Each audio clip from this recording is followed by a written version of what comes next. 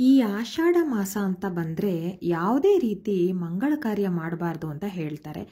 ಹಾಗೆ ಮಹಾಲಕ್ಷ್ಮಿ ಆರಾಧನೆಗೂ ಕೂಡ, ಹಾಗೆ ಲಕ್ಷ್ಮಿಯನ್ನು ಒಲಿಸ್ಕೊಳ್ಳೋದಕ್ಕೂ ಕೂಡ ಈ ಒಂದು ಮಾಸ ಏನಿದೆ ಇದು ಬಹಳ ಒಂದು ಸೂಕ್ತವಾದ ಮಾಸ ಅಂತಲೇ ಹೇಳ್ತಾರೆ.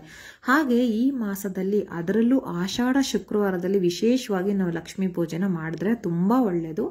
ಹಾಗೆ ಆ ಪೂಜೆನ ಹೇಗೆ ಮಾಡಬೇಕು, ಯಾವ ಹೊತ್ತಲ್ಲಿ ಮಾಡಬೇಕು, ಹಾಗೆ ಅದಕ್ಕೂ ಮುಂಚೆ ಏನೇನು ನಾವು ಸಿದ್ಧತೆಗಳನ್ನ ಮಾಡ್ಕೋಬೇಕು ಅನ್ನೋದನ್ನು ನಾನು ಈ ವಿಡಿಯೋದಲ್ಲಿ ತಿಳಿಸ್ತಾ ಹೋಗ್ತೀನಿ. ನನಗೆ ಎಷ್ಟರ ಮಟ್ಟಿಗೆ ಗೊತ್ತಿದೆಯೋ ಹಾಗೆ ನಾನು ಏನನ್ನು ಫಾಲೋ ಮಾಡ್ತೀನೋ ಹಾಗೆ ನಾನು ತಿಳಿಸ್ತಾ ಹೋಗ್ತೀನಿ. ಈ ವಿಡಿಯೋ ಇಷ್ಟ ಆದರೆ ನನ್ನ ಚಾನಲನ್ನು ದಯವಿಟ್ಟು ಸಬ್ಸ್ಕ್ರೈಬ್ ಮಾಡಿ, ನನಗೆ ಸಪೋರ್ಟ್ ಮಾಡಿ. ಓಕೆ, ಈಗ ಆಷಾಢ ಮಾಸ ಅಂತಂದರೆ ಬೆಳಗ್ಗೆ ಆದಷ್ಟು ಬೇಗ ಎದ್ದು ಹೊಸಲಿಗೆ ಒಂದು ಸ್ವಲ್ಪ ನೀರು ಹಾಕಿ ಹಾಗೆ ರಂಗೋಲಿನ ಹಾಕೋದು ಒಂದು ಗೃಹಿಣಿ ಆದವಳ ಕರ್ತವ್ಯ ಅಂತಲೇ ಹೇಳ್ಬೋದು. ಹಾಗಂತ ಇದು ಆಷಾಢ ಮಾಸದಲ್ಲಿ ಮಾತ್ರ ಮಾಡಬೇಕಂತಲ್ಲ, ಪ್ರತಿನಿತ್ಯನೂ ಒಂದು ದಿನನೂ ಬಿಡದೆ ಕೂಡ ಪ್ರತಿನಿತ್ಯನೂ ಈ ಒಂದು ಕೆಲಸ ಅಂದರೆ ಬೆಳಗ್ಗೆ ಎದ್ದು ನಾವು ಹೊಸಲು ತೊಳೆದು ಅದಕ್ಕೆ ರಂಗೋಲಿ ಹಾಕಿ ಅರಿಶಿನ ಕುಂಕುಮ ಹಾಕೋದು ಪ್ರತಿನಿತ್ಯ ಮಾಡಬೇಕಾಗಿರೋಂಥ ಕೆಲಸ. ನಿಮಗೆ ಹುಷಾರಿದೆಯೋ ಇಲ್ವೋ, ಏನೇ ಸಮಸ್ಯೆ ಇರಲಿ, ಈ ಹೆಣ್ಮಕ್ಳು ಮೈಲ್ಗೆ ದಿನ ಏನು ಬರುತ್ತೆ ಅದು ಬಿಟ್ಟು ಉಳಿದಿರೋ ದಿನಗಳೆಲ್ಲವೂ ನಾವು ತಪ್ಪದೇ ಈ ಕೆಲಸನ ಮಾಡಲೇಬೇಕು. ಇದರಿಂದ ಮನೆ ಕೂಡ ಒಂದು ಪಾಸಿಟಿವ್ ಎನರ್ಜಿ ಆಗಿರುತ್ತೆ. ಹಾಗೆ ಇದನ್ನು ನೋಡಿದಾಗ ನಮಗೆ ಒಂಥರ ಒಂದು ಖುಷಿ ಅನಿಸುತ್ತೆ. ಸೊ ಈ ಒಂದು ಕೆಲಸನ ಪ್ರತಿದಿನ ಎಲ್ಲರೂ ಕೂಡ ಗೃಹಿಣಿಯರು ಮಾಡಬೇಕು. ಹಾಗೆ ತುಳಸಿ ಮುಂದೆ ಕೂಡ ಒಂದು ರಂಗೋಲಿನ ಹಾಕಿ, ನೀವು ಇಂಥದ್ದೇ ಹಾಕಬೇಕು, ದೊಡ್ಡ ರಂಗೋಲಿನೇ ಹಾಕಬೇಕು ಅಂತ ಎಲ್ಲ ಏನಿಲ್ಲ. ಹಾಗೆ ಹೊಸಲಿಗೂ ಕೂಡ ಅಷ್ಟೇ, ನಿಮಗೆ ಹೇಗೆ ಬರುತ್ತೆ ಹಾಗೆ ಹಾಕಿ. ಹಾಗೆ ಮನೆ ಮುಂದೆ ಕೂಡ ಒಂದು ಪುಟ್ಟ ರಂಗೋಲಿನ ಹಾಕೋದನ್ನು ಅಭ್ಯಾಸ ಮಾಡ್ಕೊಳ್ಳಿ. ಸೊ ಹಾಗೆ ಸಂಜೆ ಕೂಡ ಹೊಸಲಿಗೆ ದೀಪ ಹಚ್ಚೋದು ತುಂಬ ಅಂದರೆ ತುಂಬ ಶ್ರೇಷ್ಠ. ಈ ಒಂದು ಮುಸ್ಸಂಜೆ ಹೊತ್ತಿನಲ್ಲಿ, ಅಂದರೆ ಈ ಗೋಧೂಳಿ ಮುಹೂರ್ತ ಅಂತ ಏನಂತೀವಲ್ವಾ, ಆ ಒಂದು ಟೈಮಲ್ಲಿ ಲಕ್ಷ್ಮಿ ಮನೆ ಪ್ರವೇಶ ಮಾಡ್ತಾಳೆ ಅಂತ ಹೇಳ್ತಾರೆ. ಹಾಗಾಗಿ ನಾವು ಈ ಒಂದು ಟೈಮ್ನಲ್ಲಿ ತುಳಸಿಗೆ ಹಾಗೆ ಮನೆ ಹೊಸಲಿಗೆ ದೀಪ ಹಚ್ಚೋದು ಬಹಳ ಮುಖ್ಯ. ಪ್ರತಿನಿತ್ಯ ತುಳಸಿಗೆ ನೀವು ತಪ್ಪದೆ ದೀಪ ಹಚ್ಚೋದ್ರಿಂದ ಮನೆ ಏಳಿಗೆ ಆಗುತ್ತೆ. ಹಾಗೆ ಮನೆಯಲ್ಲಿರೋರ ಆರೋಗ್ಯ ಕೂಡ ತುಂಬಾ ಸುಧಾರಿಸುತ್ತೆ ಅಂತ ಕೂಡ ಹೇಳ್ತಾರೆ. ಹಾಗೆ ಈ ಆಷಾಢ ಮಾಸದಲ್ಲಿ ಹೊಸಲಿಗೂ ಕೂಡ ದೀಪ ಹಚ್ಚೋದ್ರಿಂದ, ಅದರಲ್ಲೂ ಶುಕ್ರವಾರ ಈ ರೀತಿ ಹೊಸಲಿಗೆ ದೀಪ ಹಚ್ಚೋದ್ರಿಂದ ಬಹಳನೇ ಒಳ್ಳೆಯದು ಅಂತ ಹೇಳ್ತಾರೆ. ಲಕ್ಷ್ಮಿಯ ಆಗಮನಕ್ಕೆ ಒಂದು ಪಾಸಿಟಿವ್ ಸೈನ್ ಆ ಥರ. ಸೊ ಹಾಗೆ ತುಳಸಿಗೂ ಕೂಡ ದೀಪ ಹಚ್ಚೋದನ್ನು ತಪ್ಪಿಸ್ಬೇಡಿ. ಸೊ ಹಾಗೆ ನಿಮಗೆ ಯಾವ ರೀತಿ ನೀವು ಪೂಜೆ ಮಾಡೋ ಒಂದು ಪದ್ಧತಿ ಇದೆ ನಿಮ್ಮಲ್ಲಿ, ಊದಿನ ಕಡ್ಡಿ ಹಚ್ಚೋದು ಅಥವಾ ಧೂಪ ಹಚ್ಚೋದು ಹೀಗೆ, ಅಥವಾ ಏನು ಯಾವ ರೀತಿ ನಿಮ್ಮಲ್ಲಿ ಬೇರೆ ಪೂಜೆ ಇದೆ ನಿಮ್ಮ ಪದ್ಧತಿ, ಅದನ್ನು ಕೂಡ ನೀವು ಫಾಲೋ ಮಾಡಲೇಬೇಕು. ಮನೆಯೆಲ್ಲ ಹೇಗಂದ್ರೆ ಹಾಗೆ ಹರಡ್ಕೊಂಡು ಕೆಲಸ ಎಲ್ಲ ಅಲ್ಲಲ್ಲೇ ಬಿಟ್ಟು ಈ ಕೆಲಸಗಳನ್ನ ಮಾಡಬೇಡಿ. ಎಲ್ಲವನ್ನು ಮುಗಿಸಿ ಮನೆಯನ್ನು ಆದಷ್ಟು ಸ್ವಚ್ಛವಾಗಿಟ್ಕೊಂಡು ತದನಂತರ ಈ ರೀತಿ ತುಳಸಿಗೆ ದೀಪ ಹಚ್ಚೋದಾಗಲಿ, ಮನೆ ಮುಂದೆ ದೀಪ ಹಚ್ಚೋದಾಗಲಿ ಮಾಡಬೇಕು. ಈಗ ಲಕ್ಷ್ಮೀ ಪೂಜೆ ಹೇಗೆ ಮಾಡಬೇಕು ಅನ್ನೋ ವಿಷಯಕ್ಕೆ ಬರೋಣ. ಓಕೆನಾ? ಮೊದಲಿಗೆ ನೀವು ದೇವರಿಗೆ ಹೇಗೂ ದೀಪ ಹಚ್ಚಿರ್ತೀರ, ಹಾಗೆ ಈ ಪೂಜೆ ಮಾಡುವಾಗ ಮೊದಲಿಗೆ ಒಂದು ದೀಪ ಹಚ್ಚಿಟ್ಕೊಳ್ಳಿ.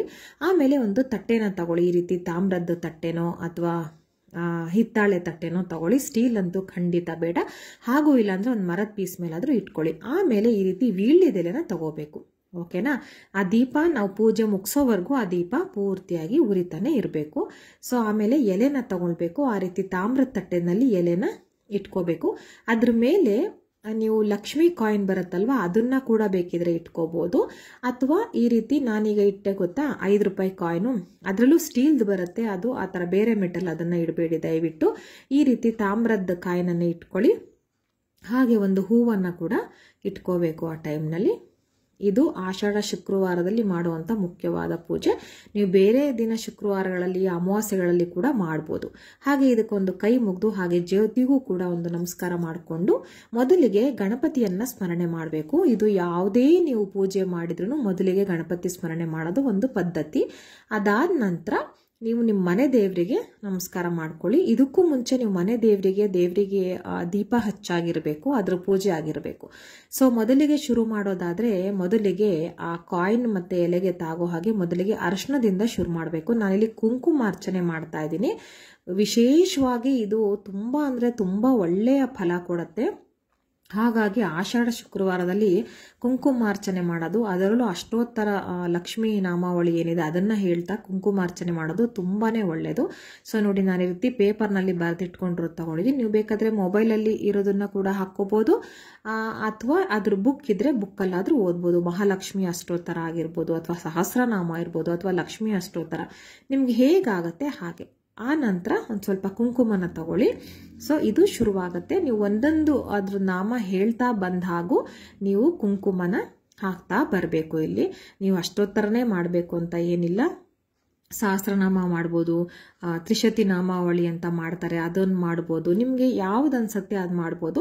ಆದರೆ ಲಕ್ಷ್ಮಿಗೆ ಸಂಬಂಧಪಟ್ಟಂತೆ ಮಾಡೋದ್ರಿಂದ ಮನೆ ತುಂಬಾ ಏಳಿಗೆ ಆಗುತ್ತೆ. ಹಾಗೆ ಮನೆಯಲ್ಲಿರೋರ ಆರೋಗ್ಯ ಏನಾದರೂ ಹಾಳಾಗ್ತಿದ್ರೆ ಅಥವಾ ಪದೇ ಪದೇ ಆರೋಗ್ಯ ಕೆಡ್ತಾ ಇದೆ ಅಂತ ಏನಾದರೂ ನಿಮ್ಗೆ ಅನ್ನಿಸ್ತಾ ಇದ್ರೆ ಹೀಗೆ ಮಾಡೋದ್ರಿಂದ ಕೂಡ, ಅದರಲ್ಲೂ ಈ ಆಷಾಢ ಶುಕ್ರವಾರದಲ್ಲಿ ಆಮೇಲೆ ಅಮಾವಾಸ್ಯೆಗಳಲ್ಲಿ ಹೀಗೆ ಮಾಡೋದ್ರಿಂದ ತುಂಬಾ ಒಳ್ಳೆಯದಾಗತ್ತೆ. ನಿಮಗೆ ಮಾಡ್ತಾ ಮಾಡ್ತಾ ನಿಮಗೆ ಚೇಂಜಸ್ ಗೊತ್ತಾಗುತ್ತೆ. ಈಗ ಆಷಾಢದಲ್ಲಿ 4 ಶುಕ್ರವಾರ ಸಿಕ್ಕತ್ತೆ. ಸೊ ನೀವು 4 ಶುಕ್ರವಾರನೂ ತಪ್ಪದೆ ಈ ರೀತಿ ಮಾಡಿ ಕುಂಕುಮಾರ್ಚನೆ ಮಾಡಿ. ತುಂಬ ಅಂದರೆ ತುಂಬ ಒಳ್ಳೆಯದು. ಕೆಲವರು ಲಕ್ಷ್ಮೀ ವಿಗ್ರಹ ಇಟ್ಕೊಂಡು ಮಾಡ್ತಾರೆ ಅಂತ ನಾನು ಕೇಳಿದ್ದೀನಿ. ಖಂಡಿತ ಲಕ್ಷ್ಮೀ ವಿಗ್ರಹ ಇಟ್ಕೊಂಡು ಕುಂಕುಮಾರ್ಚನೆ ಮಾಡಬೇಡಿ ಮನೆಗಳಲ್ಲಿ.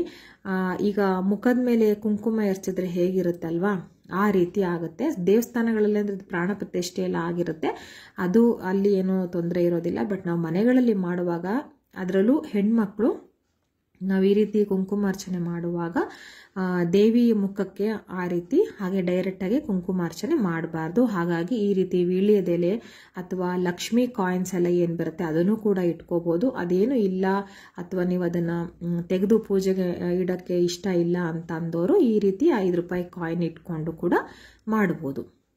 ಆದರೆ ಡೈರೆಕ್ಟಾಗಿ ವಿಗ್ರಹನ ಇಟ್ಕೊಂಡು ಅದ್ರ ಮೇಲೆ ಖಂಡಿತ ಮಾಡಬೇಡಿ. ಸೊ ನೋಡಿ,